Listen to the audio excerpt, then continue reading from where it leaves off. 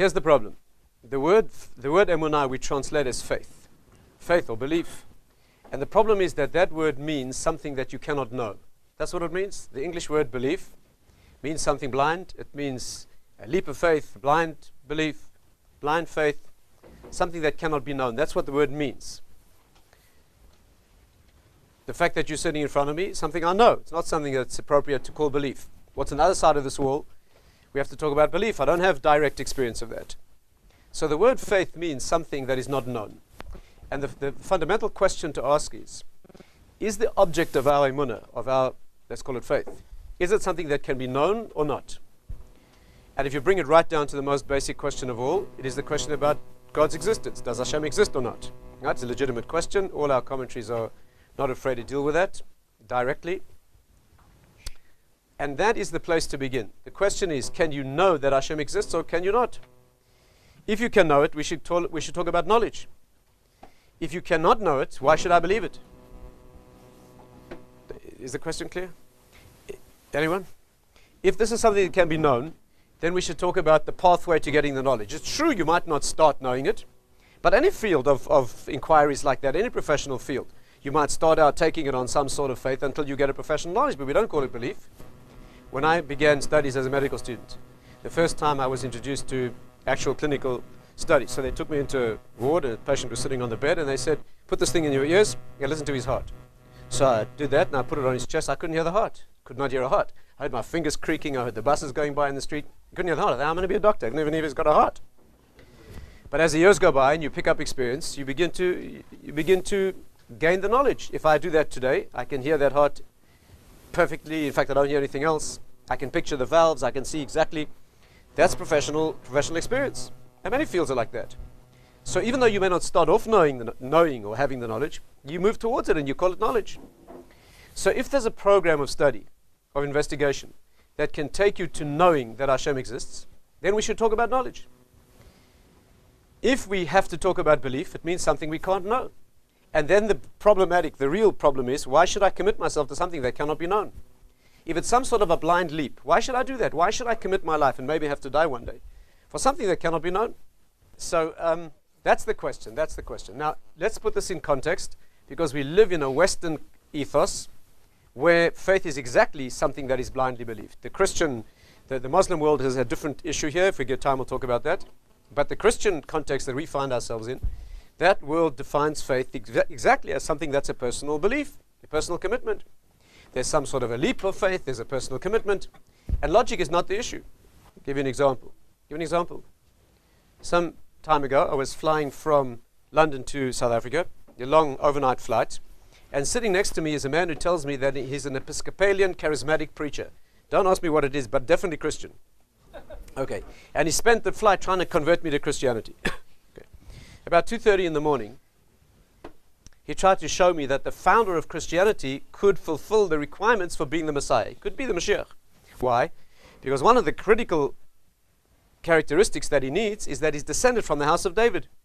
So he showed me took great pains to show me that according to all four Gospels, Matthew, Mark, Luke, and John, his father Joseph, the carpenter in Bethlehem, the father, right, of JC, who founded Christianity, his father was descended from Yehuda, from Judah, through David, and therefore fulfills the requirements for being the Mashiach, because we know the Mashiach must be Ben David. Very, very careful to show, although there are discrepancies in the genealogy, but definitely goes back to there. So that Joseph, the father of this man, is descended from the house of David, and therefore he could be the Mashiach. So when he got through explaining that to me, I said to him, but you as a Christian, surely you believe that his father had nothing to do with his birth? I mean, problem? So he said to me, what does logic have to do with religion? He wasn't being facetious. He told me I was confused. He told me that I was confused to look for logical evidence for a story that is a story of faith. On the contrary, he gave me to understand that the more illogical it is, the greater the act of faith. Right? That's the approach. That's the approach.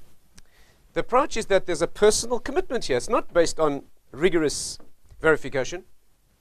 Another way you can see this is that if you look at the extremely popular modern subject of debating Torah and science, or religion and science, you'll see that almost always the protagonists in that debate are extremely well qualified scientifically and almost never have any religious knowledge at all. Time magazine, for example, a couple of years ago, they ran a debate between Richard Dawkins, who's a violently atheistic biologist, and Francis Collins, who's I think a Nobel Prize-winning geneticist. These two men are exquisitely highly qualified biologically, scientifically. Neither of them has any training in religion. Right? Their technical knowledge of religion is less than childish. How do you debate a subject at the highest intellectual level where you have no training or technical, rigorous background? The idea is that in Christianity, it's just a feeling. Right? It doesn't need rigorous logical verification. On the contrary, it's a different category. In England, where I live now, it's considered impolite to argue about religion. How dare you argue with somebody else? He's got a right to his beliefs, and you have a right to yours. Which means that if two people believe two mutually exclusive things, that's fine, that's cool. You have a right to believe what you want, he has a right to believe what he wants. There's no requirement that there be objectivity or verification of fact. There's a personal feeling.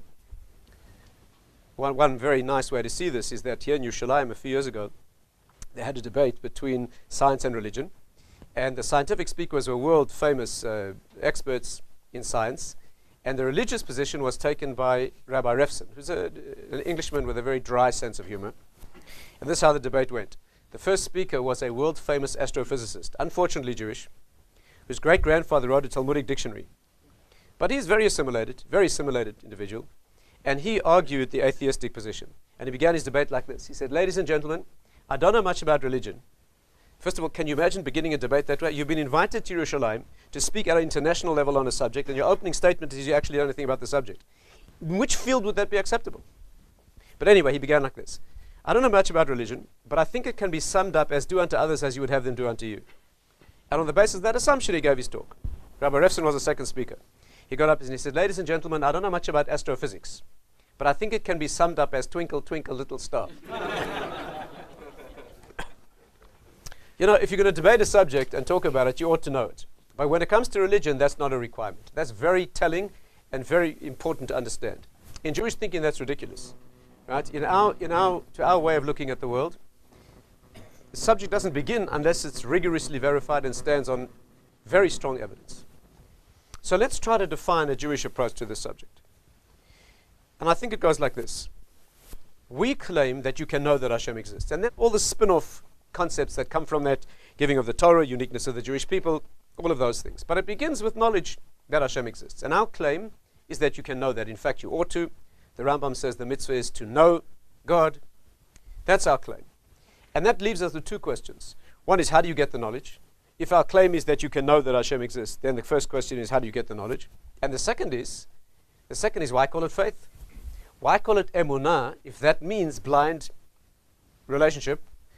That's not in the category of knowledge, right? Those are the two questions. I'd like to spend more time on the second one today, but just to suggest some beginning of an approach to the first one, although we don't have time to work it out fully, I would say this, that if you're asked formally, and there's much more to the subject than this, but if you're asked for a formal definition of how we know that Hashem exists, what are the formal pillars of Jewish wisdom, Torah? There are two.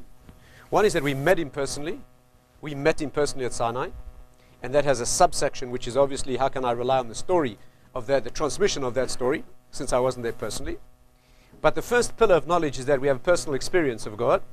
And the second is scientific philosophical investigation of the world around us. And that's a legitimate approach. Many non-Jews have done that as well. Classic Jewish sources do that too. And that's a second approach, but second in importance. The first pillar, that is, we met God personally at Sinai. This you need, if you want to take the subject further, you need to look it up and research it. The classic source on this is the Kuzari, who actually approaches it on a logical basis. He tries to disprove it and see how the attacks stand up. And that's, without doubt, a classic source. But just to point a direction, I'll mention just one fact about Sinai which is unique. Do you know that the claim that we met Hashem, we met God personally, is the only time in the history of mankind, in the East and the West, that anybody has ever claimed that God spoke to a person with more than one witness present? That means no witnesses at all. If you go through all the claims of all the religions of the world and all the sects and cults, ancient and modern, there's never been a claim besides ours that Hashem manifested to a person with even one witness present. And for sure there are liars out there, there's no question, right? There's plenty of liars out there. And no one's even had the chutzpah to fake a witness. Now, this is a verse in the Torah. The Torah says, has there ever been a case of Hashem taking one nation out of another as I took you out of Egypt? And it appends an amazing statement. It says, O hanishma kamohu. which means has there ever been purported to be such a thing? And that statement made 3,326 years ago is still valid. Nobody has even purported to have a witness. Remarkable thing. I'm not talking about miracles. I'm not talking about manipulations of nature. I've seen witch doctors in South Africa do things that are physically impossible with my own eyes. I'm not talking about that. I'm talking about a claim of God speaking to you. Christianity begins with Paul's famous vision on the Damascus Road. Paul of Tarsus, right? The Jew, Saul.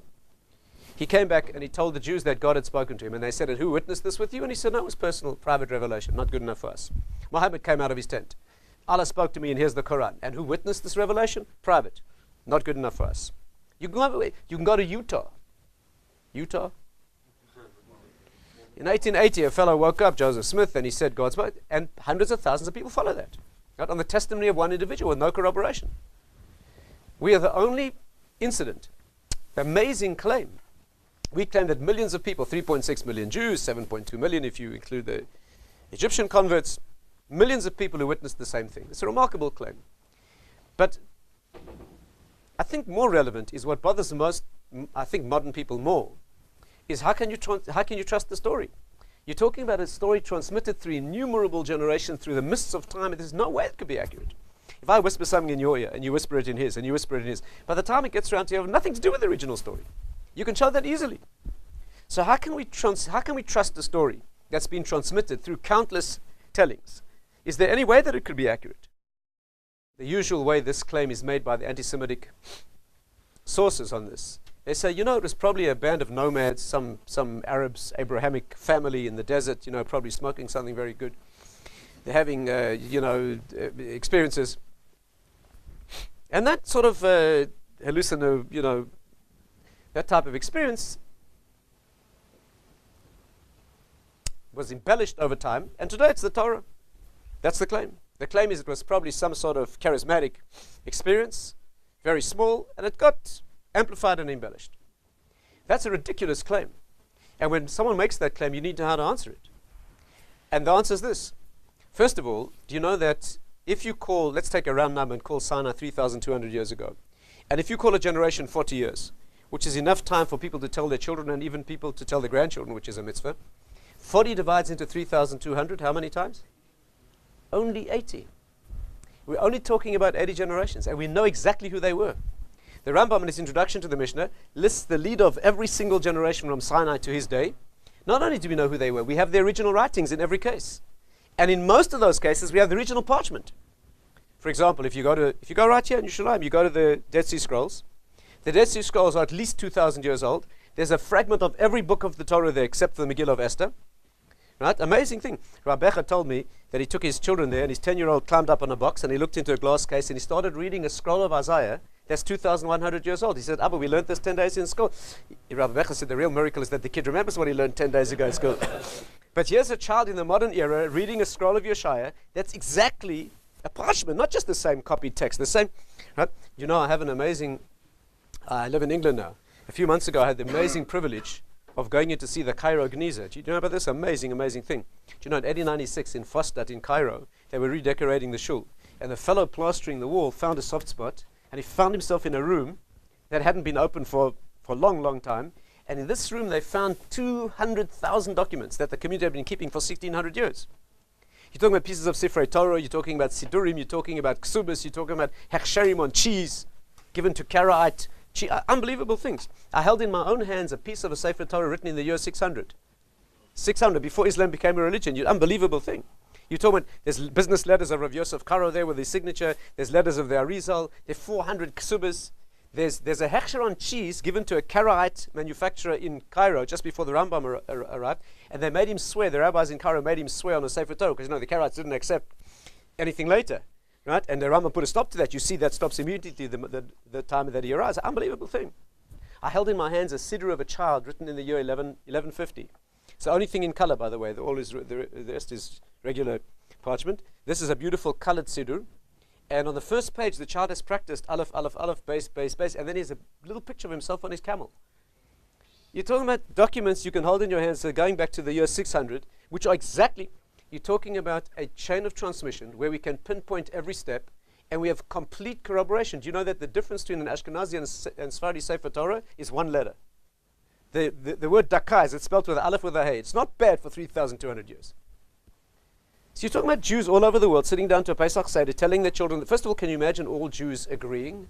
If that isn't miraculous, I don't want, Sinai's nothing compared to that. You're talking about Jews in Tunis and Yemen and Poland telling their children exactly the same story in exactly the same words. Unbelievable corroboration. By the way, I saw a Haggadah there from the year 900 and something. Their Haggadah has 5 questions. The Haggadah has 5 questions. It also has a 5th question. How come we don't eat roasted meat on this night? Same Haggadah as we have. Their 5th question as well, corresponding to the 5 cups. Anyway, so you're talking about a chain of transmission that has unbelievable corroboration. And therefore, we're talking about a completely different order of transmission and verification among a people who are naturally extremely skeptical. But that's a subject for investigation that needs to be done. And there's also philosophical investigation, which we don't have time to go into now either. Perhaps just point out one detail there is that most of the arguments that are brought from science and philosophy, the pattern of argument, like the argument from design, for example, it's very important to know that all of those arguments are second rate in terms of our evidence. And one of the reasons is that they're all negative. They're all exclusion. They're all arguments by exclusion, right? For example, the argument from design. The argument from design says that a complex structure such as the universe could not have come about by accident. In other words, you can impugn the notion, right, that it's accidental. You can't prove God directly. You can prove that the alternative is problematic, which is, in mathematics, you can either prove a thing by derivation, which means you build it up from first principles, or you can have 2 options and prove that one is impossible. So by exclusion, you prove the other. They're both rigorously accurate and reliable, but the difference is this: when you prove a thing by derivation, you end up understanding it. When you prove a thing by exclusion, you end up proving that the opposite is true and no idea what it is. All you know is that the alternatives don't, right?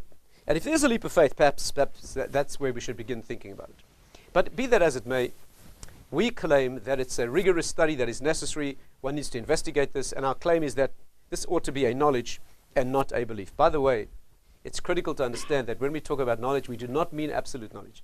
We do not claim that you can know that Hashem exists absolutely. That's very important to know that.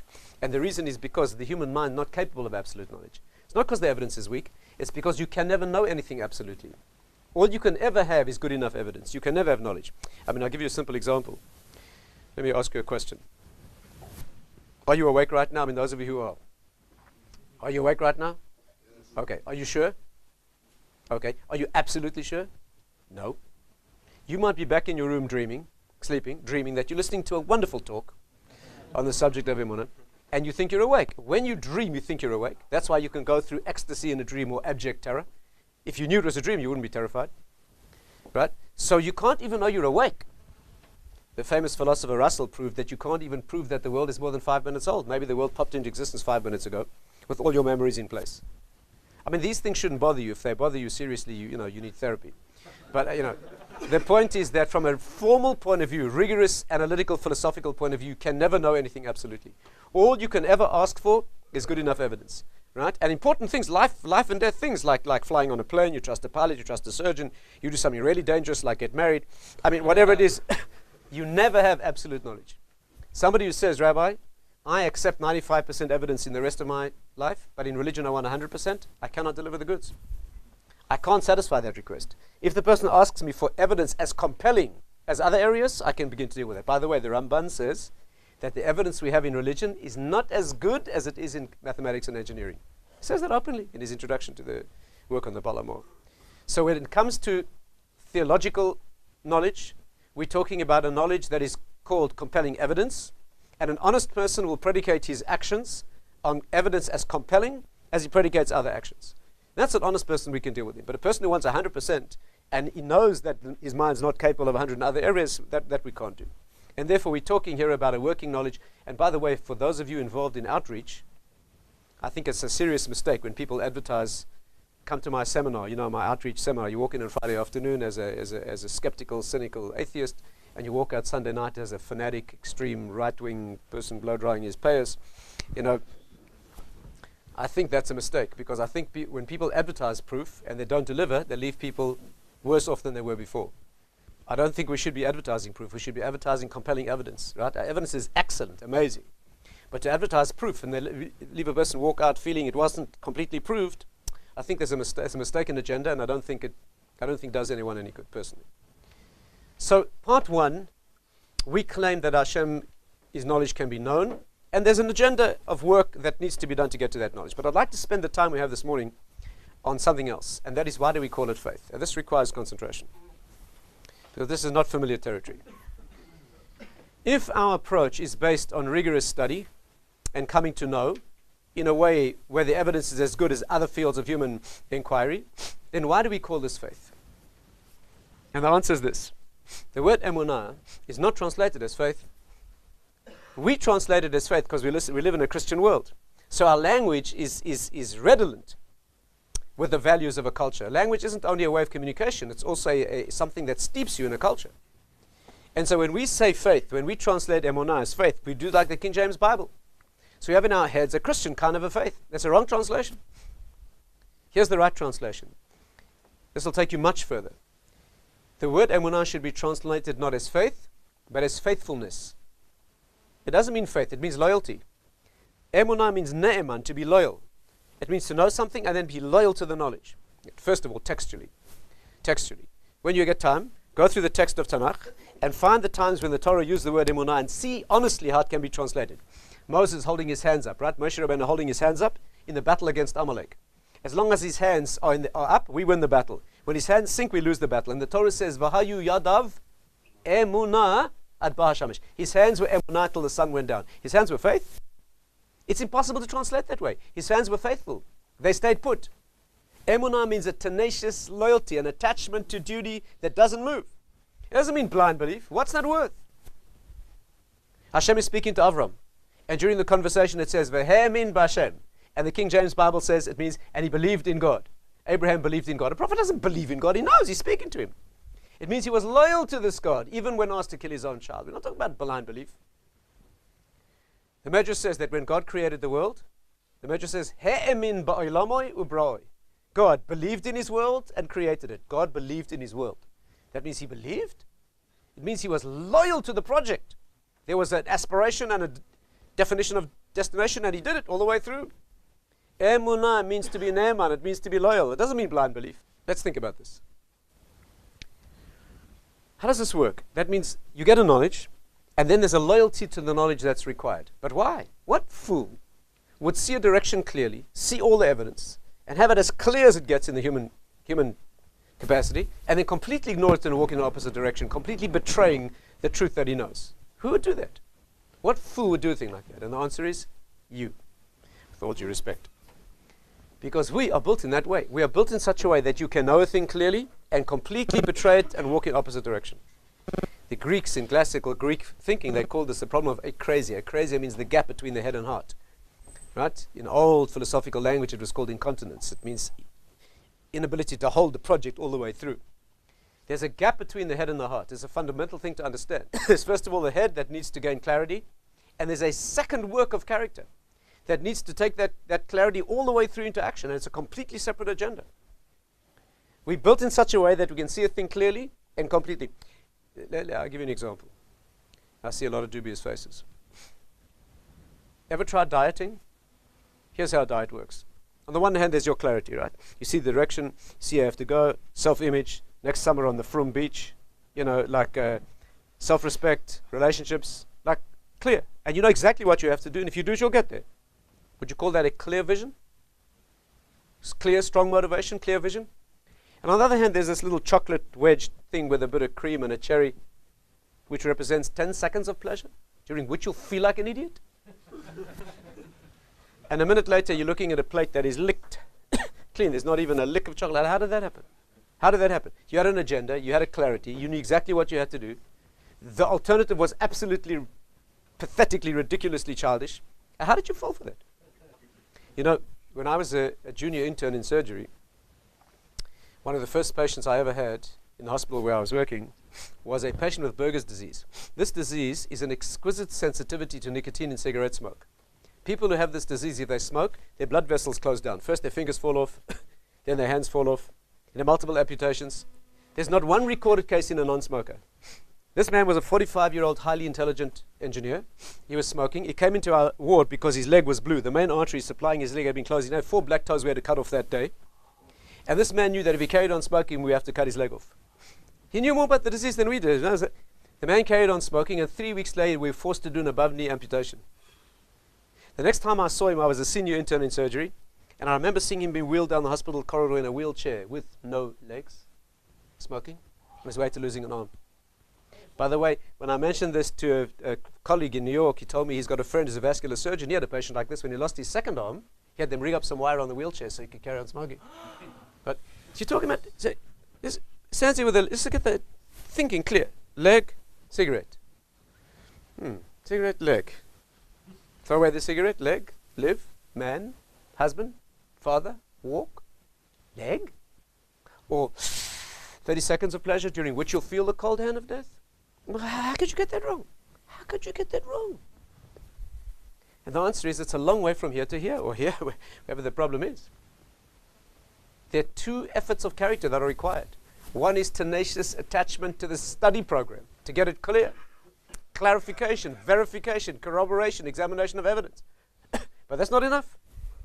Once it's clear, there's no guarantee it will come down into action. The organs of action have their own agenda. You know, the Zohar says, amazing thing, the Zohar says that there are two departments to truth and faith. The Zohar says this thing here, truth, is called male, and this thing, faith, is called female. And only together, with a marriage of the two, are you integrated human being. The Zohar puts this whole clumsy discussion that I'm trying to go through with you in 4 words. The Zohar says, I hu emes, ve'i hi emunah. He is truth, and she is faith. What does that mean? It means this. There's a male effort of clarification. By the way, this is traditionally why men study Talmud. The reason you study Talmud is to gain clear thinking. You do not learn Gemara to learn the outcomes. You want the output, the outcome, you look in the code of Jewish law. The Gemara is there to teach you how to think clearly. By the way, the Gemara is there to teach you how to not think unclearly. The Gemara doesn't present things clearly. The Gemara presents the wrong things and shows you how to see through them. The Gemara gives you havaminas, what you would think, and then it shows you where it's wrong. Teachers do not accept the world at face value. And then when you've punched through to a new level of clarity, don't accept that either. It's a rigorous training and stripping away the facade from reality. But once you've done that male work, there's a second work that's required. And probably it's the more difficult work. And that's bringing it down to action. And that's a female work. How does this operate? There are many ways to show this. I mean, the model, of course, according to Kabbalistic sources, the model is that when a child is conceived, there's male and female components. And you see it clearly. The male component is instantaneous. The male component involves no tenacious attachment to anything. There's no pain, there's no suffering, the male component is giving half a genetic code, that's all. That's all that's required. The rest is all female, day after day of a pregnancy, ending in difficulty and danger and pain and risk and crisis. And all of that is the female. When you hold a newborn child in your hands, it's all come from the mother. There's nothing there from the father. The father's contribution is a theoretical half a gene, that's all. The entire body of the child is built by the mother. Right? And there's two completely opposite poles. There's the male, which is an explosion of potential. You know, I'll never forget the incredible experience of having to dissect a human embryo. You know that the organs that form seed come from the kidneys. A piece of the kidney breaks off and starts moving down in the body. Right? And in the male, they become organs that form seed by the billion. And the same tissue in the female becomes organs that form eggs one at a time, and you can count every one. Now, a woman ovulates every month of her fertile years. She'll use every single last one. And when male meets female, you're talking about an explosion of billions meeting one only.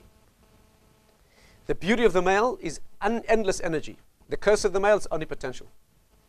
The curse of the beauty of the female, something's real and alive in the world. The curse of the female, only this one.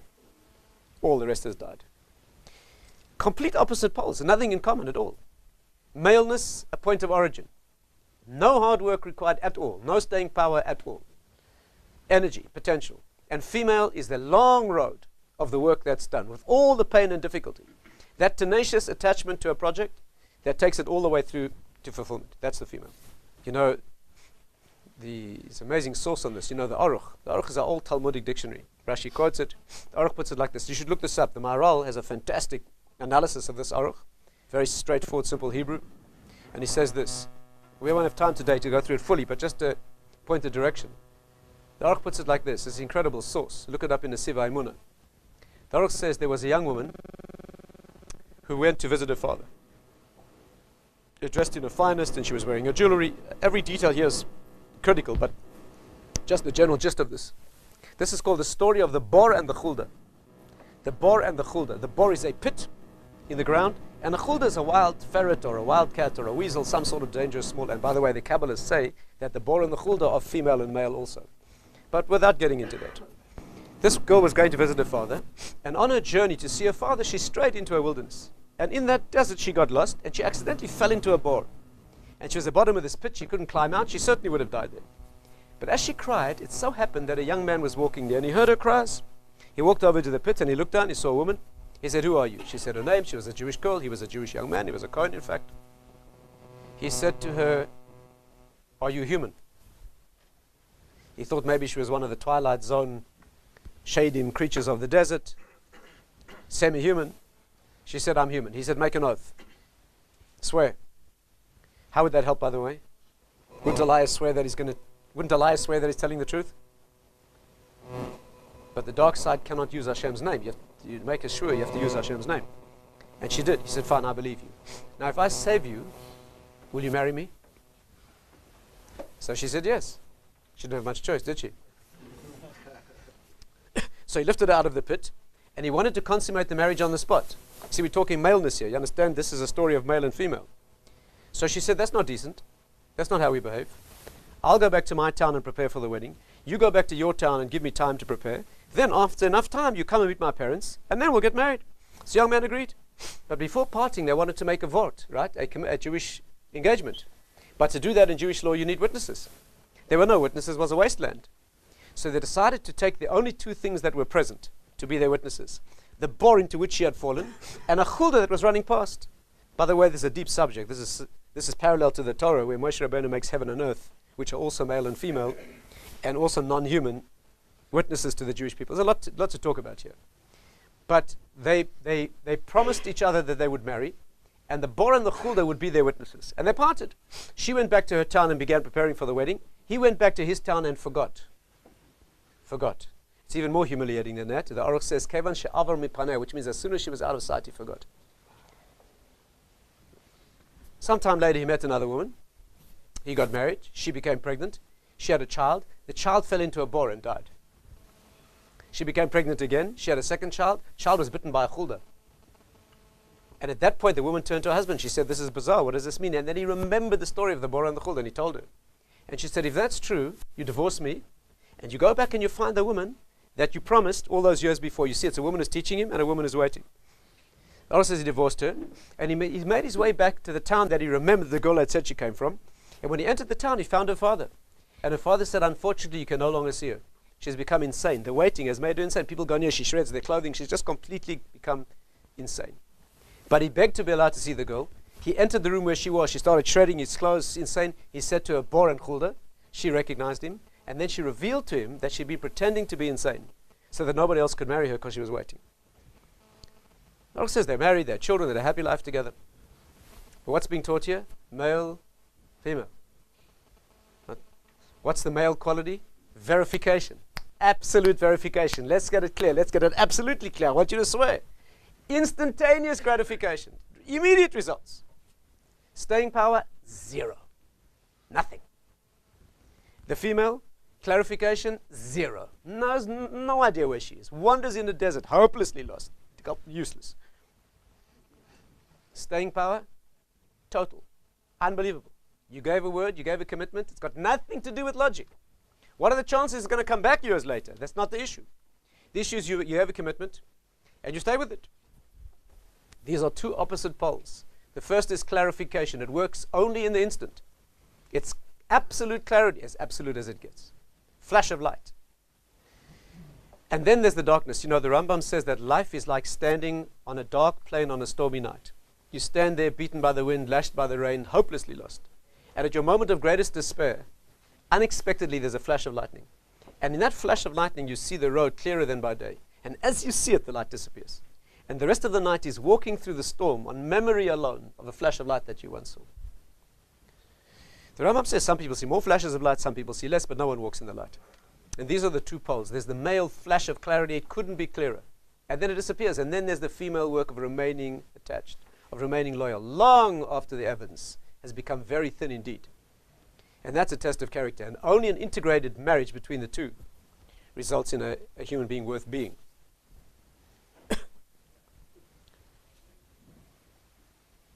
You know that you know that when the evidence gets weaker and weaker, and the process continues further and further, eventually it enters a crisis where not only is no evidence left, but the evidence is all become completely controverted, completely perverted, completely inverted.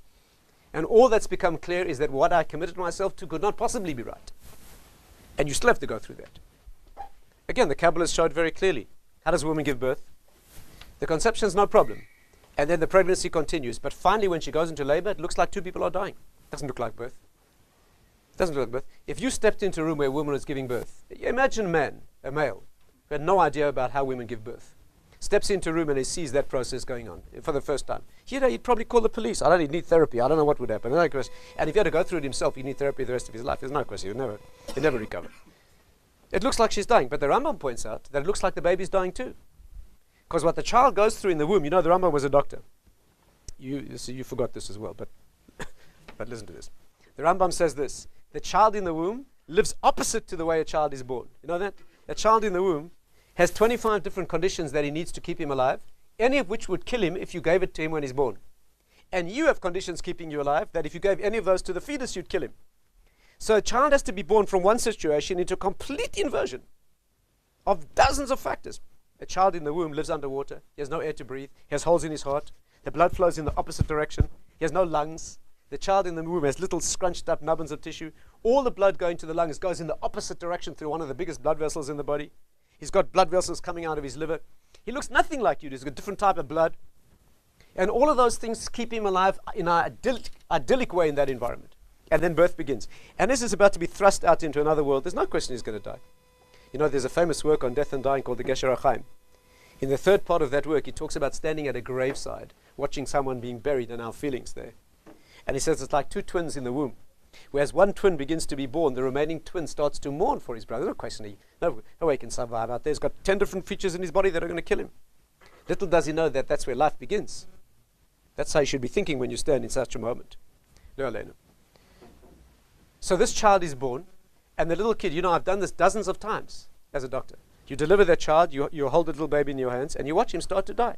First the child goes blue, then he goes purple, starts to make these terrible gasping movements, he's bleeding like crazy. You know that the newborn child has about 300 cc's of blood, that's all. And he's bleeding furiously through the umbilical cord. There's 10 different reasons why he's going to be dead in 2 minutes for sure. And as you stand there helplessly, you hold this little child. First the umbilical cord clamps down like a cord of steel. At exactly the same moment, the holes in his heart close and the blood flow reverses. The major blood vessel taking all the blood away from the lungs closes down, and the blood hits the lungs. At exactly the same moment, the lungs pop open and he takes his first breath. And about 3.5 minutes later, it's all reversed and he's doing fine. That must have taken a good few orangutans in the trees over a good few million years to get right by accident. Talking about a lot of chimpanzees that must have not made it before we got to us. Unbelievable situation, and that's the female experience. A woman goes through that in her flesh, and by the way, that's why we sing Eshes Chayil on a Friday night, because Friday night is the transition from the mundane process of the week to the redemption of Shabbos. And that's called Chevlei Mashiach. Chevlei Mashiach means the birth process of Mashiach, and it's a woman who experiences that. Man has no idea about that. Man is a first phase creature, where it's all easy, just a blast of energy and potential. But it's the female who goes through what feels like death for two people, and delivers life into the world, because she's remained attached to the project. By the way, Chevlei Mashiach, there's a medrash. The medrash says that before the Mashiach comes, this is an amazing medrash, you look it up yourself. It's a medrash called Beis HaMedrash, written about 2,000 years ago, 1,800 years ago. The medrash says that before the Mashiach comes, the Arabs will have a building on the Har HaBayis. Do you know about this? This was written 4 centuries before Islam became a religion. The medrash says the Arabs will have a building on the Temple Mount, and just before the Mashiach arrives, the leaders of the Jews will go to the Arabs and say to them, remove your building, we want to build a temple. And the Arabs will say, no, it's our holy site. There'll be a moment of tension, and then the Arabs will turn to the Jews and say to them, let's not argue. Let's make a divine test. We believe in God, as you hadn't noticed. Whatever he says is fine with us, even if it costs our lives. We'll build an altar, and you Jews build an altar. We put a sacrifice on, you put a sacrifice, like in the days of old Baalio. And we'll see if fire comes from heaven for which of our, but we make a deal with you. If Hashem accepts our offering, you join our religion. But if he accepts yours, we'll follow the Torah, and the Jews agree. The Medrash says the Jews build an altar, they put a sacrifice on. The Arabs build an altar, put a sacrifice on. And fire comes from heaven to accept the Arabs' offering. Talk about a test of faith. That a woman gives birth, doesn't look like she's having a picnic. Looks like she's dying. Looks like the exact opposite. At that moment, the Arabs turn to the Jews and they say to them, we had a deal. The Jews say never. Shema Yisrael Hashem Elokeinu Hashem Echad. There's a terrible battle. Those who survive flee to the desert. And after 40 days of hiding in the desert, the Mashiach arrives. And the Medrash says he goes to Hebron, he wakes up the Avos, he leads them out of the Machpelah, very long and beautiful Medrash. I once asked Rav Simcha Wasserman, will it be like that? And he said it will be exactly like that. Meaning, a story where all the evidence is opposite, and only you go through that bloody and difficult death-appearing experience. That's called Chevle Mashiach, where birth. And only a woman who can go through that. In Egypt, the men collapsed, the women held strong. In the desert, the men collapsed, the women held strong. At Hanukkah, it was Yehudis who began the revolt. At Purim, it was Esther. It's always a woman who goes through the crisis of character that's needed. It's the man who brings clarity, Mordechai on the outside, bringing down the message with clarity, and it's Esther doing the work in what looks like exactly the opposite of what should be. And that's the story. The story is that there's two departments. There's MS and Emunah. There's the clarification, the male process. That's Torah study, that's clarification, that's learning to think objectively, rigorously, corroborating evidence. Nothing less than the best will do. But it's only half the work. After that, there's the work of bringing it down into the character and staying with it. And that's called Emunah, to be Ne'eman.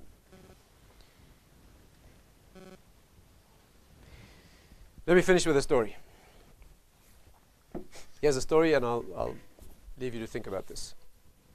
This is a true story. Now, nowadays you have to tell true stories because people Google what you say. And therefore all my stories are true. Some happened and some didn't, but they're all true. Anyway, here's a true story. Here's a true story. If this doesn't move you, there's no hope for you. 1942, the Japanese invaded the Philippines. 1944, they left. But after the Japanese evacuated the Philippines, a strange series of incidents occurred in the Filipino jungle. 30 people were killed. The reason is, one Japanese soldier got left behind. And he carried on fighting the war by himself. He was a highly intelligent man. His name was Lieutenant Onoda. He was an officer. Japanese orders a fight to the death. There was no surrender. And he carried on fighting the war by himself. On his own, with his gun in the jungle, stalking the enemy and fighting the war. This went on for a long time. It went on for 30 years. 30 years. I've seen a picture. 54 years old. In his uniform with patches. With his gun. 1974. The Japanese, they were getting complaints, the Japanese government. They sent a Major Suzuki into the Filipino jungle, and he found him in his uniform with his gun. He said, Onoda, what are you doing? He said, I'm fighting the war. He said to him, are you being ridiculous? What are you doing? He said, you're being illogical. Onoda said, a soldier's duty is not to be logical. A soldier's duty is to do his duty. If every soldier starts thinking logically, what sort of army do you have? I'm being loyal to my task. He said to him, do you know the war's over? He said, I'm not a fool, of course. What are you doing? Completely logical, the war's over. He said, I was given instructions. This is what my orders were, and this is what I'm doing. I'm being loyal to my task. Talk about Emunah. Talk about tenacious. He couldn't convince him to go home. Suzuki went home, Onoda carried on fighting the war. The Japanese high command put their heads together, came up with a plan. They found an elderly officer who'd been present during the original Japanese evacuation. They sent him back into the Filipino jungle with the original Japanese demobilization evacuation order. He called him to attention in the jungle, and he read him the order. Onoda handed over his gun. He went back to Japan. The Filipinos called him a hero. They bought him a new blue suit. It's a very emotional thing. Thousands of people came to meet him in Tokyo airport. He saw his family for the first time. He left a pre-war Japan, and he came back to a modern industrial Japan. Hadn't seen his family for 30 years. But imagine, here's the problem. Imagine you standing there in the jungle and you say, Onoda, what are you doing? And he says, I'm doing my duty. And you say, you're being illogical. And he says, what does this have to do with logic? You're talking this, I'm doing this. What would you say to him? What would you say? So I asked a group of young school children in England this question. And one girl said, she said, he had Emunah, but he didn't have MS. Right. You need both. You need both. It has to be right. And after it's right, it has to be done. But one without the other is ridiculous. You know what you look like if you have this without this? You've got intellect without action. It's like the great British philosopher who taught great moral philosophy, great ethics. One morning his students found him crawling out of a house of very ill repute, very disgusting place.